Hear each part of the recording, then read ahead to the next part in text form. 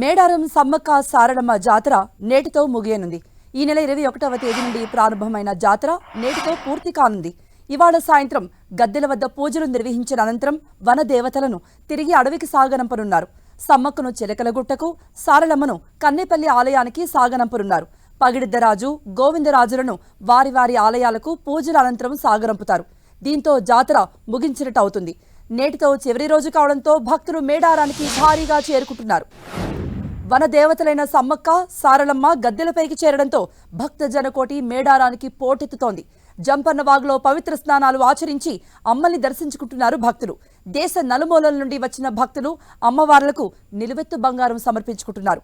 బుధవారం సాయంత్రం సారలమ్మ, పగిడిద్దరాజు, గోవిందరాజు గద్దెలపైకి చేరుకోగా గురువారం అసలైన ఘట్టం ఆవిష్కృతమైంది. చిలుకలగుట్ట నుండి వనదేవతను కుంకుమ భరణ రూపంలో తీసుకువచ్చి గద్దెపై ప్రతిష్ఠించారు. అమ్మవారిని తీసుకొచ్చే మహా అద్భుత ఘట్టాన్ని భక్తులు కనులారా వీక్షించి తన్మయత్వానికి లోనయ్యారు. నిన్న అత్యధిక సంఖ్యలో భక్తులు అమ్మవారిని దర్శించుకుని నిలువెత్తు బంగారం మొక్కులు చెల్లించుకున్నారు. ఇవాళ పౌర్ణమి కావటం, జాతర తుది ఘట్టానికి చేరనుండడంతో భక్తులు భారీ సంఖ్యలో వస్తారని అంచనా వేస్తున్నారు. సమ్మక్క, సారలమ్మ, పగిడిద్దరాజు, గోవిందరాజులను గద్దెలపై నుండి ఆదివాసీ పూజారులు వారి వారి ఆలయాలకు తీసుకువెళ్లనున్నారు. సమ్మక్క ప్రతిరూపమైన కుంకుమ భరణితో సాయంత్రం సూర్యాస్తమయం తర్వాత పూజారులు వనప్రవేశం చేయడంతో ఈ జాతర ముగియనుంది. పుణ్య స్నానాలు ఆచరిస్తున్న భక్తులతో జంపన్నవాగు నిండిపోయింది. వివిధ రాష్ట్రాల నుండి వచ్చిన గిరిజనులు వారి వారి సంప్రదాయ పద్ధతుల్లో డప్పుల మోతలు, చప్పుళ్లతో వనదేవతలకు మొక్కులు చెల్లించుకుంటున్నారు. నిన్న ఒక్కరోజే 50 లక్షల మందికి పైగా భక్తులు మొక్కులు చెల్లించుకున్నట్టుగా అధికారులు తెలిపారు. మొత్తంగా దేవతలను దర్శించుకున్న వారి సంఖ్య 1,20,00,000 దాటిందని అంచనా. భక్తులకు దర్శనమిచ్చిన సమ్మక్క, సారలమ్మ, పగిడిద్దరాజు, గోవిందరాజులు నేడు వనప్రవేశం చేయనున్నారు. సాయంత్రం పూజారుల కుటుంబ సభ్యులు, బంధువులతో కలిసి గద్దెల వద్దకు వచ్చి ప్రత్యేక పూజలు చేస్తారు. అక్కడ భక్తులు సమర్పించిన కొంత బంగారం, కొన్ని ముడుపులు సేకరిస్తారు. ఆ తర్వాత ప్రధాన వడ్డెలు ఆయా దేవతల రూపాలు తీసుకొని వారి వారి నిజ స్థానాలకు తీసుకువెళతారు. సారలమ్మను కన్నెపల్లికి, సమ్మక్కను చిలుకలగుట్టకు, పగిడిద్దరాజును పూనుగొండ్లకు, గోవిందరాజులను కొండాయికి తరలిస్తారు. కొద్ది నిమిషాల తేడాతో దేవతల వనప్రవేశం తంతు పూర్తవుతుంది. దీంతో 4 రోజుల మహా జాతర ముగిసినట్టు అవుతుంది. చివరి క్షణం వరకు కూడా భక్తులు తండోపతండాలుగా తరలొచ్చి గద్దెలను దర్శించుకుంటూనే ఉంటారు.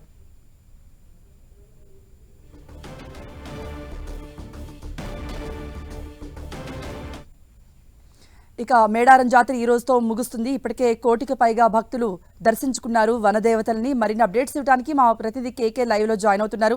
కేకే, భక్తుల సందడి ఏ విధంగా ఉంది? ఈ రోజే మొత్తం మీద ఈ జాతర అంతా పూర్తవుతుంది కనుక అక్కడ ఏర్పాట్లు కూడా ఎలా ఉన్నాయి? మొక్కులు చెల్లించుకునే భక్తులు ఏ విధంగా వస్తున్నారు బంగారంతో?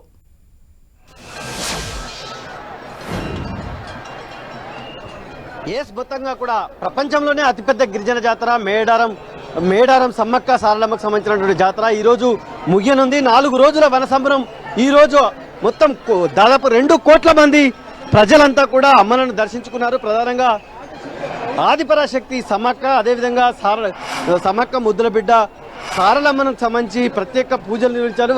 వాళ్ళిద్దరు కూడా గద్దెలపై ఉండడంతో మొత్తం వివిధ రాష్ట్రాల నుంచి వచ్చినటువంటి భక్తులు తమకు సంబంధించినటువంటి మొక్కులు అప్పచెప్పడినటువంటి పరిస్థితి మనకు కనిపిస్తుంది.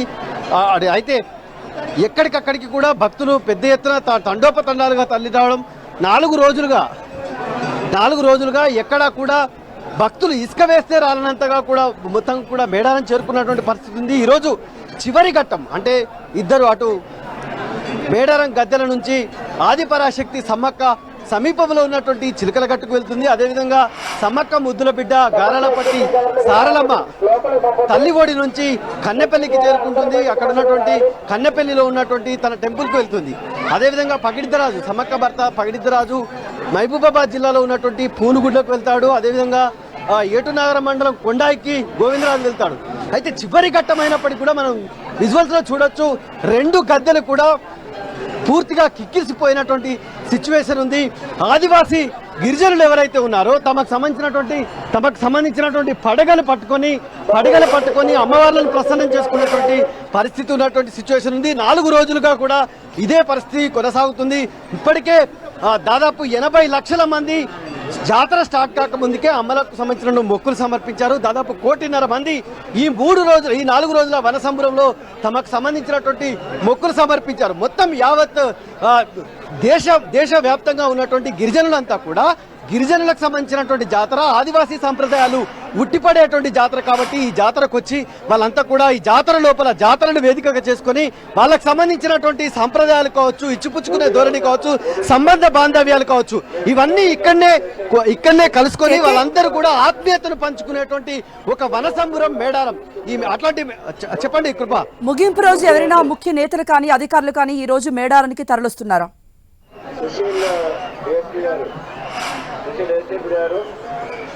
ఒక్కసారి రిపీట్ చేయండి. ఈ రోజు ఎవరైనా ముఖ్య నేతలు అంటే మేడారం జాతర ఈ రోజు చివరి రోజు కనుక ముఖ్య నేతలు కానీ అధికారులు కానీ ఈ రోజు ఏమైనా రాబోతున్నట్టుగా సమాచారం ఉందా? మొత్తంగా కూడా విఐపీల తాకడి. ఒకవైపు సామాన్య భక్తులు ఎవరైతే ఉన్నారో సామాన్య భక్తులకు సౌఖ్యంగా దర్శనం కల్పించడం కోసం రాష్ట్ర మంత్రి సీతక్క జాతరలోనే మకాం వేసి నిర్విరామంగా కృషి చేస్తున్నటువంటి పరిస్థితి ఉంది.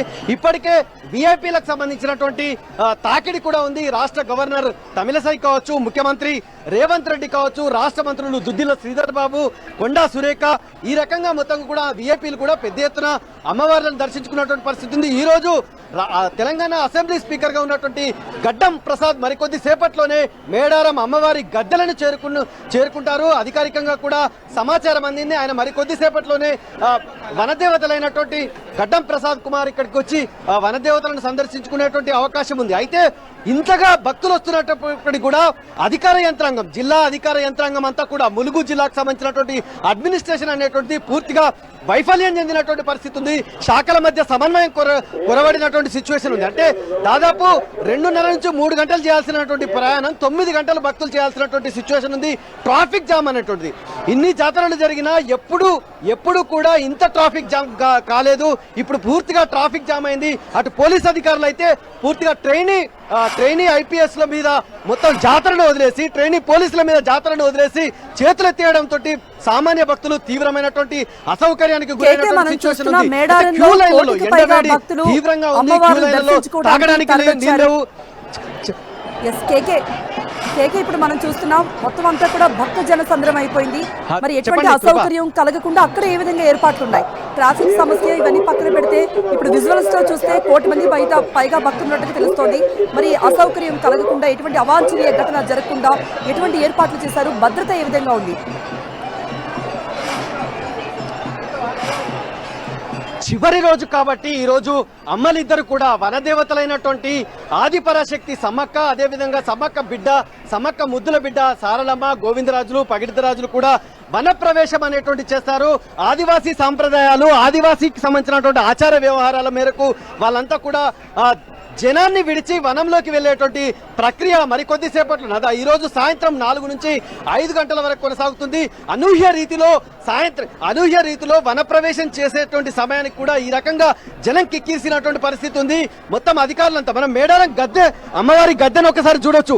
బయట గద్దె యువతల ఎంతైతే మంది ఉన్నారో గద్దె లోపల ఏ రకమైనటువంటి కిక్కిరిసినటువంటి జనం ఉన్నారో మనం చూడొచ్చు. అంటే పూర్తిగా పోలీస్ అధికారులు కావచ్చు, ఇక్కడ ఉన్నటువంటి దేవాదాయ శాఖకు సంబంధించినటువంటి అధికారులు, ప్రధానంగా కలెక్టర్ ఎవరైతే ఉన్నారో వీళ్ళంతా కూడా చేతులు వెత్తేసినటువంటి పరిస్థితి. ఒకవైపు అక్కడ మనం సమ్మక్క గడ్డ మీద చూస్తే ఒకవేళ ఒకరినొకరు తోసుకోవడం, చట్టిబిడ్డల తల్లులతో రావడం, వృద్ధులు రావడం, తొక్కిసలాట జరుగుతున్నప్పటికీ కూడా కంట్రోల్ చేయాల్సినటువంటి పరిస్థితి లేదు. చేతులు ఎత్తేసినటువంటి సిచ్యువేషన్ ఉంది. ఎక్కడికక్కడికి కూడా అంటే మనిషిని పట్టుకునేటువంటి సందు కూడా లేనటువంటి సిచ్యువేషన్ ఉంది. లాస్ట్ డే కూడా ఈ రకమైనటువంటి సిచ్యువేషన్ ఉన్నప్పటికీ కూడా పోలీస్ అధికారులు అటు పూర్తి స్థాయిలో భద్రత కల్పించాల్సినటువంటి పోలీస్ అధికారులు పూర్తిగా తమ కుటుంబాలకు సంబంధించి, తమ శ్రేయోభిలాషులకు సంబంధించి దర్శనం చేసుకోవడంలోనే పూర్తిగా నిమగ్నమయ్యారనేటువంటి సామాన్య భక్తులు ఆవేదన వ్యక్తం చేస్తున్నటువంటి సిచ్యువేషన్ అయితే కనిపిస్తుంది. మనం ఇక్కడ చూస్తే మేడారం గద్దెల మీద కంట్రోల్ తప్పిపోయిందా అనేటువంటి ఒక రకమైన వాతావరణం అయితే క్రియేట్ అయినటువంటి సిచ్యువేషన్ ఉంది. అయినా కూడా భక్తులు అమ్మవారు అంటే ఇష్టం కాబట్టి, సమ్మక్క సారలమ్మ అంటే అత్యంత అచంచల విశ్వాసం కాబట్టి వాళ్ళంతా కూడా ఓర్పుతోటి ఉన్నంతలో ఉన్న సౌకర్యాల మేరకే దర్శనం దర్శనం చేసుకుంటున్నటువంటి పరిస్థితి ఉంది. బెల్లం బంగారం ముద్దలు ఒక్కొక్కటి పైగా పెడితే తలలు పగిలినటువంటి సందర్భాలు ఎన్నో ఉన్నాయి. అవి మనం చూడొచ్చు. అక్కడ కూడా ఇలాంటి ప్రొటెక్షన్ లేదు. లోపల ఖచ్చితంగా కట్టడి చేయాలి. మేడారం గద్దె సమ్మక్క గద్దె ఉన్నటువంటి అక్కడ పూర్తిగా కట్టడి చేయాలి. అదంతా క్లోజ్ చేసి సామాన్య భక్తులకి ఎలాంటి ఇబ్బందులు కలిగించకుండా దర్శనం చేయించాల్సినటువంటి పోలీస్ అధికారులు కావచ్చు, దేవాదాయ శాఖ. అక్కడ మనం మెయిన్ గేట్ దగ్గర ఒక పోలీస్ ఆఫీసర్ చూడొచ్చు. ఆ పోలీస్ ఆఫీసర్ చేష్టలుడికి చేతులేసి ఎత్తేసి మరీ చూస్తున్నటువంటి సిచ్యువేషన్ అయితే కనిపిస్తుంది. పూర్తిగా గేట్ ఓపెన్ చేసినటువంటి పరిస్థితి మనకు కనిపిస్తుంది. ఎప్పుడు కూడా జాతరలో ఇలాంటి పరిణామం చోటు చేసుకోలేదు.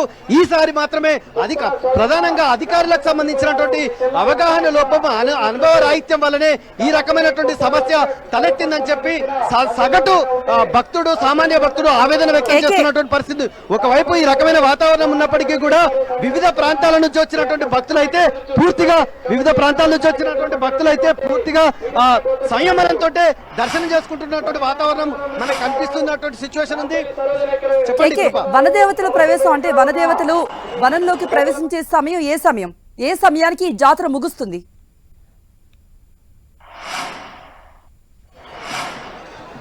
4 రోజులు ఈ నెల 21వ తారీఖు నాడు సమ్మక్క వచ్చింది. ఆ తర్వాత 21వ తారీఖు సారలమ్మ వచ్చింది. 22వ తారీఖు సమ్మక్క వచ్చింది. అదే పాటు గోవిందరాజులు, పగిడితరాజు వచ్చారు.